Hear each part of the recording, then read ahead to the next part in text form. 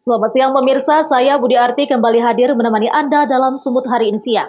Siang ini kami telah merangkum sejumlah informasi terkini di antaranya. Jalan menuju wisata Danau Toba tertutup material longsor. Belasan PSK di Medan terjaring razia. BNPB Pusat tinjau kesiapan karo jelang new normal. Selain cuplikan berita tadi, kami juga akan menghadirkan beragam informasi lainnya. Pemirsa, kita jelang Sumut hari ini siang selengkapnya.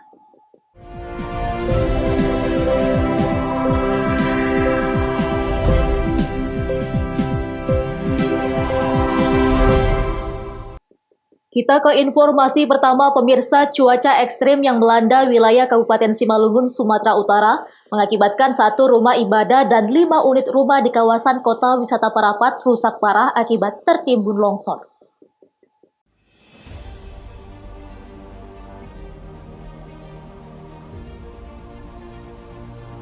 Hujan deras mengguyur wilayah Siantar Simalungun dalam 2 hari terakhir, mengakibatkan perbukitan di Jalan Sum Siantar Parapat, tepatnya di Desa Sibaganding, Kecamatan Girsang Sipangan Bolon, Kabupaten Simalungun, tertutup longsor.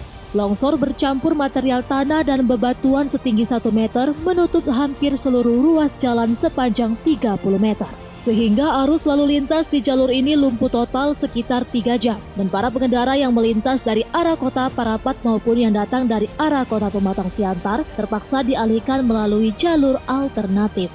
Selain menutup bahu Jalinsum, longsor juga mengakibatkan 1 rumah ibadah dan 5 rumah warga di lokasi kejadian rusak parah akibat tertutup material longsor. Pasca terjadinya longsor pada Sabtu malam, sejumlah petugas dari Kepolisian Polres Simalungun dan jajaran kemudian melakukan langkah antisipasi dan memindahkan material longsoran dari bahu jalan dengan menggunakan alat berat berkoordinasi dengan PT Toba Pulp Lestari dan Dinas BPBD Kabupaten Simalungun. Kami dari Satuan Lalu Lintas Polres Simalungun melaporkan situasi terkini dari lokasi longsor, tepatnya di depan Gereja Sualan, Kecamatan Girsang Sipangan Bolon. Pada hari ini Minggu, tanggal 12 Juli, pukul 17.00 waktu Indonesia Barat, di mana di depan kami dapat kita pantau bahwa jalan sudah bisa dilalui kedua arah, namun hanya khusus untuk roda 4. Kita terapkan rekayasa arus lalu lintas bagi kendaraan roda 6 atau lebih melewati Simpang Palang, keluar di Simpang Sitahuan, kendaraan yang dari arah Tobasa. Begitu juga sebaliknya, kendaraan yang dari arah Pematang Siantar menuju Tobasa akan dialihkan dari Simpang Palang keluar dari Simpang Sitahuan. Jalur lalu lintas akses menuju kota wisata Parapat dan sebaliknya untuk sementara sudah dapat dilalui oleh kendaraan roda 2 dan roda 4. Namun kendaraan seperti truk dan sejenisnya masih dialihkan melalui jalur Simpang Palang Sitahoa. Kentanio Sembiring melaporkan untuk Evarina TV. Hujan deras yang melanda kota Pematang Siantar menyebabkan korban terseret arus banjir hingga tewas. Jasad korban ditemukan di bawah jembatan di Jalan Ronda Haim, Kelurahan Tanjung Tonga, Kecamatan Siantar Martoba.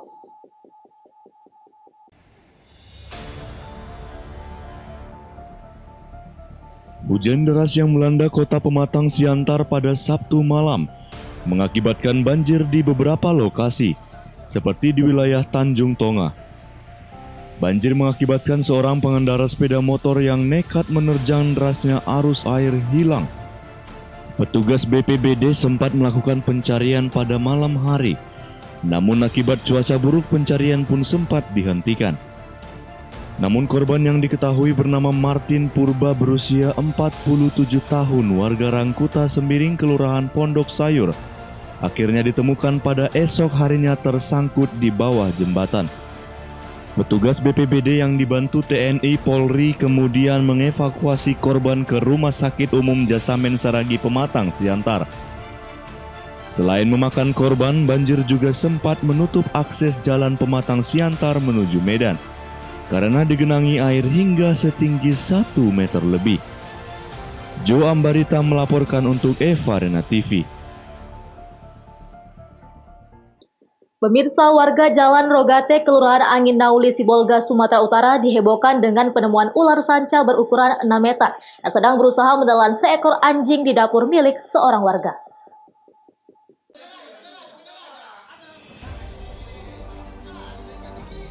Penemuan ular sanca batik berukuran 6 meter yang sedang berupaya menelan anjing di dapur tersebut sontak membuat kaget pemilik rumah yang diketahui bernama Doli Siantore. Pemilik rumah kemudian langsung menghubungi petugas Badan Penanggulangan Bencana Daerah Kota Sibolga. Petugas BPBD Kota Sibolga yang tiba di lokasi langsung mengevakuasi ular sanca batik tersebut. Butuh waktu hampir 1 jam lebih bagi petugas dibantu warga sekitar untuk menangkap ular berukuran 6 meter tersebut. Bahkan seorang petugas sempat dililit kakinya oleh ular tersebut. Menurut pemilik rumah, anjing yang diikat rantai di dapur tiba-tiba saja menggonggong begitu keras namun sesaat kemudian diam. Berasa curiga, dirinya pun melihat ke belakang dan mendapati hewan peliharaannya itu sudah dililit, bahkan kepala anjing tersebut sudah ditelan ular. Kemudian dirinya pun memukul ular itu dengan menggunakan kayu balok.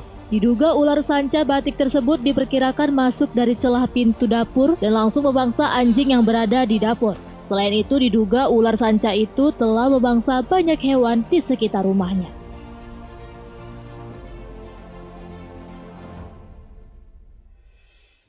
Kejadiannya kan anjing saya kan diikat di sini, masih kecil ya, masih segini anjing itu. Jadi setiap malam itu menggonggong terus itu. Cuman pada sekitar jam 1 anjing itu berhenti menggonggong. Nah, kebetulan istri saya mau bikin susu lah untuk baby kan. Ada bayi sini ya? Iya, diintipnya dari lubang-lubang ini. Dia lihat sudah melilitlah ular itu, kepala anjing sudah masuk begini. Diambilnya lah kayu ini, dipukul-pukulnya lah, lepas anjing itu, tapi sudah tewas lah kan itunya. Baharudin Simanulang melaporkan untuk Eva Rina TV. Pemirsa, Sumut hari ini akan kembali dengan informasi menarik lainnya, tetaplah bersama kami.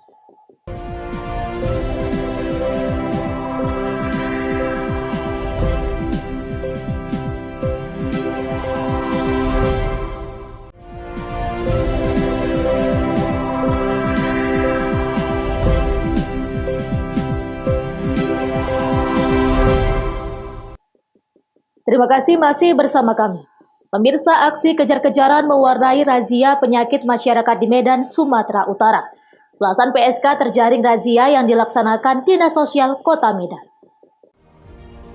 Petugas gabungan Dinas Sosial, TNI Polri, dan Satpol PP Kota Medan razia penyakit masyarakat atau pekat di tengah pandemi COVID-19 Minggu malam. Aksi kejar-kejaran pun mewarnai razia PSK ini, bahkan seorang PSK sempat terjatuh karena berusaha kabur dan berhasil diamankan oleh petugas tim Unit Reaksi Cepat Dinas Sosial Kota Medan. 2 orang PSK juga berusaha kabur dengan menumpang becak bermotor dan berdalih sedang menunggu seseorang. Meskipun sempat adu mulut, petugas tetap membawa keduanya. Belasan PSK yang sedang menunggu tamu di pinggiran jalan ini terjaring di sejumlah wilayah Kota Medan, diantaranya di Jalan Iskandar Muda, Jalan Gajah Mada, dan Jalan Setiabudi Ujo. Fahrul Rojipane, Kabid Rehab Dinas Sosial Kota Medan menjelaskan, kegiatan ini merupakan kegiatan rutin sesuai dengan Peraturan Wali Kota Medan Nomor 6 Tahun 2003 tentang larangan gelandangan dan praktik tunasusila di Kota Medan.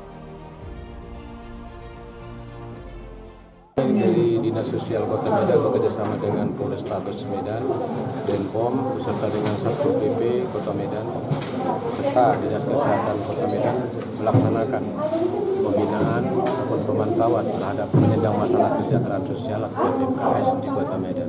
Yang diduga telah melakukan asusila, baik itu di hotel maupun di wisma-wisma yang ada di Kota Medan ini. Kita berharap bahwasanya Kota Medan sebagai rumah kita ini tetap terjaga kondusivitas dan tingkat religius. Di samping itu juga dalam konteks pandemi ini ada kesadaran dari masyarakat kita bagaimana menjaga kesehatan.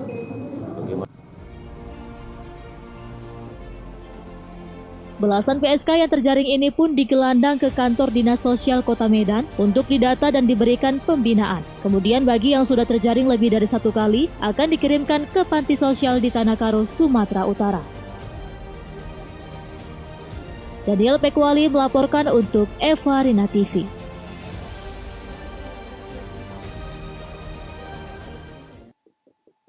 Pemirsa, Polsek Medan Labuhan menggerebek rumah di bantaran Sungai Deli yang dijadikan tempat peredaran narkoba di kawasan Medan Labuhan yang meresahkan warga. Selain mengamankan 2 orang merupakan bandar dan pengedar, petugas menyita sejumlah narkoba jenis sabu dan puluhan daun ganja kering siap edar.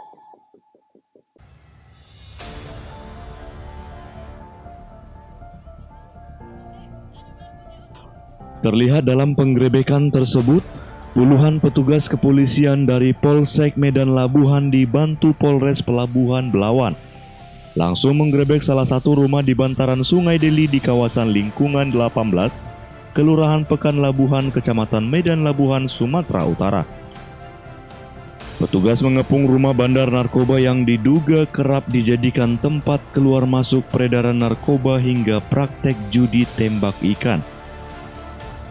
Selain menjaga pesisir pantai Belawan, petugas juga menjaga jalur laut hingga alur Sungai Deli yang merupakan pintu masuk peredaran narkoba. Petugas kepolisian akan berkoordinasi dengan BNN Sumatera Utara untuk menekan angka peredaran narkoba yang masuk melalui pesisir Belawan. Kepala Lingkungan 18 mengatakan, dalam penggerebekan yang disaksikan Kepala Lingkungan, polisi berhasil menyita narkoba jenis sabu dan puluhan paket daun ganja kering siap edar, beserta mengamankan 2 orang yakni inisial R atau Rajak dan RY atau Rian alias Tomblok. Jadi di lingkungan 18 pagi ini ada penggerebekan dari Polsek Medan Labuhan. Yang diamankan, Bang? Yang diamankan ada 2 orang. Abdul Razak, satu lagi berinisial. Ada 2 orang, Bang, ya? Ya, ada 2 orang. Kalau barang bukti sendiri tadi polisi ada ngamankan juga, Bang? Barang bukti tadi yang saya lihat ada berbentuk warna putih, berbungkus plastik. Kini kedua pelaku diduga bandar dan pengedar langsung dibawa ke Polsek Medan Labuhan guna dilakukan pengembangan untuk memburu bandar besar selaku pemasok barang haram tersebut. Wahyu Pratama melaporkan untuk Evarina TV.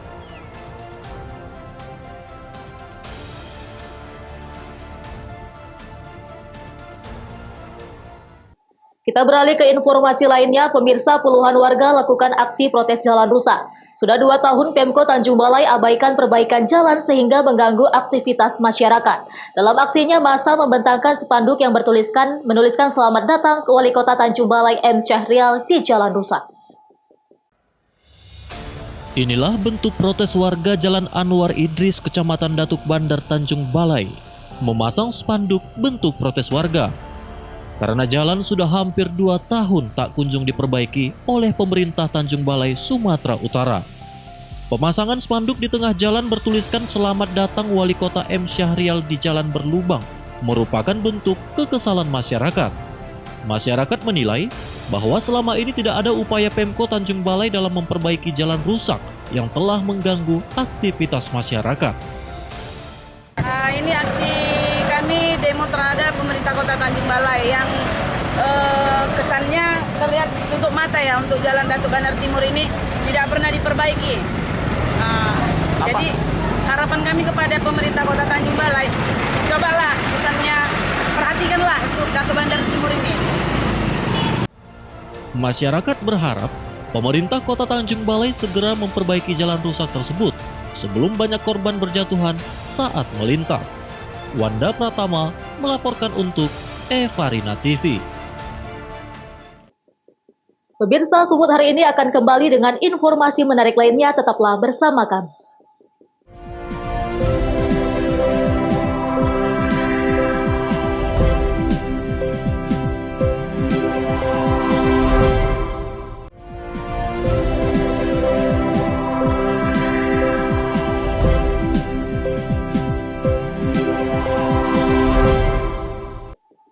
Terima kasih masih bersama kami. Pemirsa, BNPB Pusat melakukan kunjungan ke Kabupaten Karo terkait kesiapan Kabupaten Karo menuju new normal. Selain itu, tim pendisiplinan protokol kesehatan kembali melakukan sidak ke pusat keramaian untuk memastikan masyarakat mematuhi protokol kesehatan. Badan Nasional Penanggulangan Bencana Pusat mengunjungi kantor gugus tugas percepatan penanganan COVID-19 Kabupaten Karo. Kunjungan kali ini untuk memastikan kesiapan dalam menyambut tatanan kebiasaan baru. Dalam pertemuan tersebut, perwakilan BNPB Pusat memberikan saran kepada tim Satgas agar lebih ekstra dalam penanganan COVID-19 di Kabupaten Karo. Hal ini dikarenakan kenaikan grafik yang tinggi kasus positif COVID-19 di Kabupaten Karo dalam beberapa hari terakhir. Untuk itu, perwakilan BNPB Pusat menginstruksikan untuk lebih memberikan imbauan serta sosialisasi mengenai protokol kesehatan seperti memakai masker, menempatkan tempat pencucian tangan di objek keramaian, serta jaga jarak.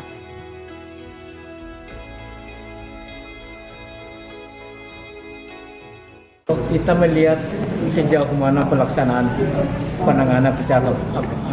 penanganan COVID di Kabupaten Karo ini. Melihat langsung tadi gimana hasil yang kita lihat juga? Kita banyak berdiskusi dengan gugus tugas. Kita melihat memang di kebelakang ini pertambahan yang positif agak meningkat di Karo, Kabupaten Karo ini. Selain itu, tim pendisiplinan protokol kesehatan Kabupaten Karo kembali melakukan sidak ke beberapa tempat keramaian seperti Pasar Kabanjahe serta Terminal Kabanjahe. Dalam sidak tersebut terlihat masyarakat sudah mulai sadar akan protokol kesehatan yang diharapkan ke depannya masyarakat semakin peduli akan bahaya COVID-19. Hasilnya tadi sudah mulai ada perubahan menuju ada kesadaran masyarakat untuk new normal ini. Mudah-mudahan ini terus nanti sudah menjadi darah daging bagi mereka, enggak pun ada lagi posko pun, operasi pun mereka sudah terbiasa. Itu harapan kita. Pak, ada imbauan kita untuk masyarakat khusus. Himbauan kita kepada masyarakat supaya mereka disiplin ya dari COVID, jangan bisa kena, yaitu pakai masker, ya cuci tangan, rajin cuci tangan, makan vitamin yang baik, jaga jarak. Karena COVID di Tanah Karo semakin besar ini yang kena sudah ada sekitar 22 orang. Oleh karena itu, ayo mari kita bergandengan tangan dengan pemerintah, TNI, Polri, ya BUMN, BUMD, supaya kita putus mata rantai COVID. Chandra Bukit melaporkan untuk Evarina TV.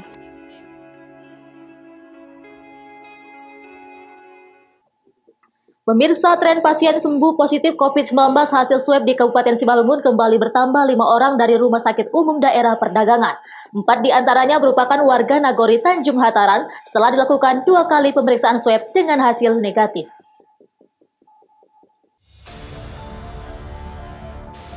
Ratusan rumah yang terendam banjir tersebar di sejumlah kelurahan di sepanjang aliran Sungai Padang, Kota Tebing Tinggi. Banjir terparah berada di Kelurahan Bandar Utama dan Kelurahan Badak Bejuang. Di lokasi tersebut sedikitnya ada 200 rumah yang terendam banjir dengan ketinggian 50 cm hingga 80 cm. Menurut warga, banjir mulai menggenangi pemukiman sejak Minggu dini hari. Meski rumahnya terendam banjir, warga memilih tetap tinggal di rumah karena belum ada posko pengungsian yang disediakan pemerintah setempat. Pemukiman warga yang berada di sepanjang aliran Sungai Padang di Kota Tebing Tinggi kerap dilanda banjir saat musim penghujan. Banjir merupakan kiriman dari hulu Sungai Padang di Kabupaten Simalungun. Selain itu, banjir juga diperparah dengan dangkalnya Sungai Padang dan rusaknya sejumlah pintu air. Banjirnya mulai dari jam berapa? Jam 1, Pak. Malam. Terus ini besar nggak banjirnya? Ini termasuk udah besar lah, Pak. Ini belum lagi loh, Pak. Ini sekali cobaan gini, nanti saya sebubungan loh, Pak. Pernah 2 meter terus. Terus udah ada bantuan? Ini yang belakang-belakang ini banjir sikit-sikit belum ada, tapi nahankan lah, Pak, dari jam 5 sampai jam 4 sore. Nggak ada. Warga pun berharap pemerintah Kota Tebing Tinggi serius menangani persoalan banjir yang rutin terjadi. Alex Daringging melaporkan untuk Evarina TV. Pemirsa, informasi tadi sekaligus mengakhiri pertemuan kita dalam Sumut hari ini siang. Saya Budi Arti mewakili kerabat kerja yang bertugas pamit undur diri dari hadapan Anda. Terima kasih atas kebersamaannya dan sampai jumpa.